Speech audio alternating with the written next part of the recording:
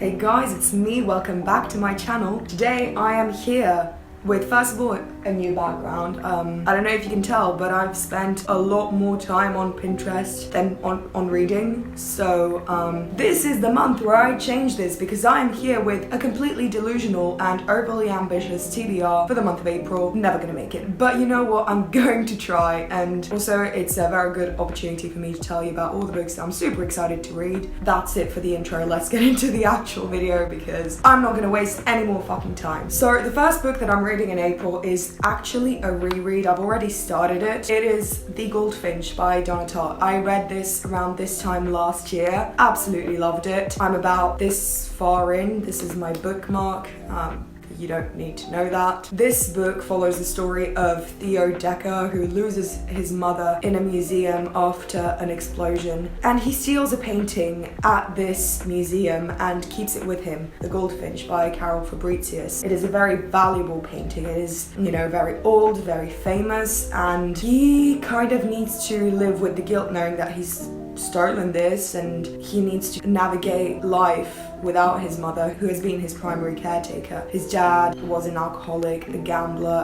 His grandparents don't want him, and it's very tough because he kind of clings to any sort of affection that he can get. The characters in this novel are absolutely wonderful. I mean, if you've read it, Boris. The next book that I plan on reading is Flights by Olga Tokarczuk. She is a Polish author. I asked one of my close friends who is Polish to send me a voice message on how to pronounce her name because I just had no clue. So if you're Polish, let me know if I did a good job. I have recently finished reading her other book, Drive Your Plow Over the Bones of the Dead, and I loved it. It's a new all-time favorite. So I went and picked up her other book, Flights. I've read the first couple of pages of it and I have not been disappointed so far. I think that this is definitely the next book that I'm going to be reading. I absolutely love her writing style. I think that it's so beautiful. The translation is excellent. I think I found an all-time new favorite author. I would not be able to really summarize accurately what this book is about, but from what I get, the main character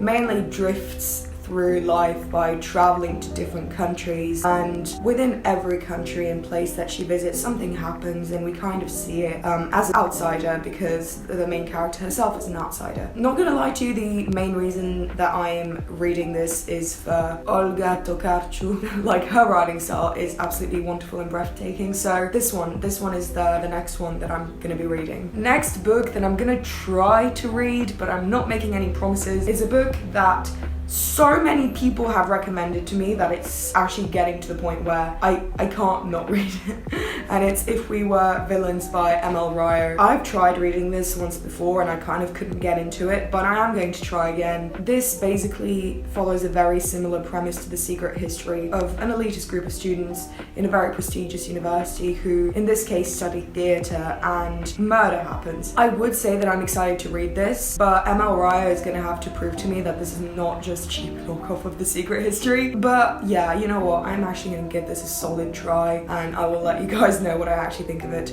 once I'm done. Next book that I want to read is a book that I picked up not so long ago at Shakespeare & Company, and it is Toddler Hunting and Other Stories by Taiko Ono. The title alone, just did it for me. I have no clue what this is about. I know it's a collection of short stories, but it is apparently written by one of the most important female writers in Japan, who wrote at a time where, it was an outrageously sexist society, and she wrote about all the taboos under the sun, clearly. So I am super, super excited to read it. I feel like short stories are always a good way to get through a book quite fast because you feel like you're getting through a lot more than you actually are. And I'm always up for discovering new Japanese writers. I love Japanese literature. Next book that I'm gonna be reading is The Odyssey by Homer. I was craving a reread of the Iliad. I love rereading favorites. They bring me a lot of comfort. But I was like, instead of rereading the Iliad, I feel like it would make more sense to actually read the Odyssey. So I'm gonna be reading this month, absolutely 100%. Well, 80%, let's say. There's an 80% solid chance that I'm going to be reading this one. As we are probably all aware of, this follows Odysseus' journey back to Ithaca after the Trojan War. I am super excited to get my way through it. I started it already. I don't know, I just love the Iliad so much, and I need to relive like a shred of it, so if I can do that through the Odyssey, I'm up for it. Next book that I would like to read is Perfume by Patrick Suskind.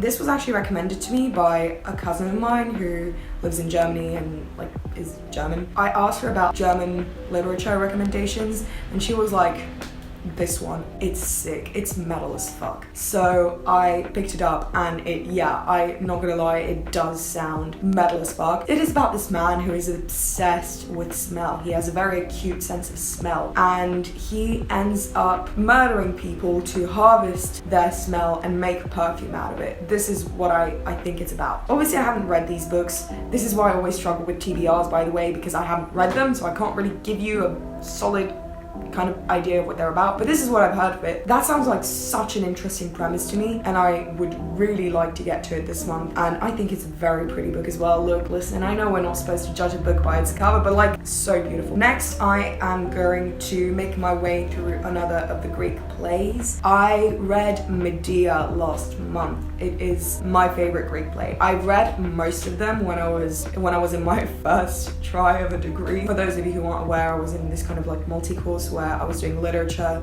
the classics, and philosophy. And so I read most of these plays. I distinctly remember Medea being the one that I loved the most. So I'm going to try and make my way through another one of these. But this is just like a collection of all the Greek tragedies, so you know, I'm not going to read the whole thing, but I am going to try and make my way through probably the Odyssey and Oedipus Rex. I love that play. So, you know, I'm slowly making my way through it. The only reason I've been procrastinating on this is that I love analysing the shit out of plays because they are quite short, right? So I tend to make quite a lot of annotations and analysis and writing the margins and all that shit.